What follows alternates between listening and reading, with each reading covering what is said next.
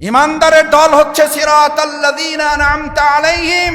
আমি আল্লাহর গোলাম, আমি আল্লাহর দেওয়া নিয়ামত, আল্লাহর দেওয়া এই গোলার সুন্দর সরল সঠিক পথের আমি দলের, এই দলের অন্তর্ভুক্ত হয়ে আমি চলতে চাই সঠিক পথের।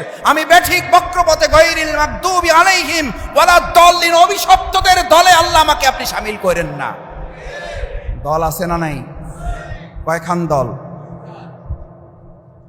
কয় মসজিদে হুজুর দলাদলি করেন না। আপনি একটু আগে সূরা ফাতিহা সালাত আদায় করে কি পড়েছেন?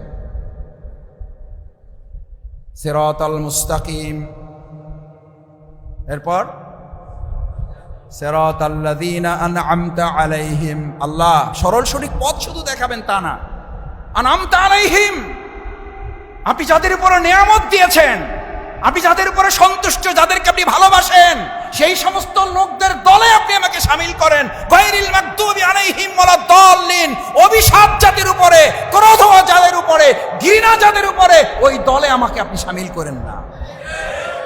দল আছে না নাই?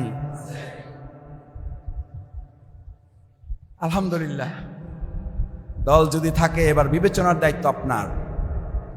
নিয়ামত প্রাপ্তদের দলে, সরল সঠিক পথের দলে, নাকি অভিশপ্তদের দলে? কোন দলে আপনি যাবেন? আল্লাহর কাছে এখানে বলতেছেন আল্লাহ নিয়ামত প্রাপ্তদের দলে।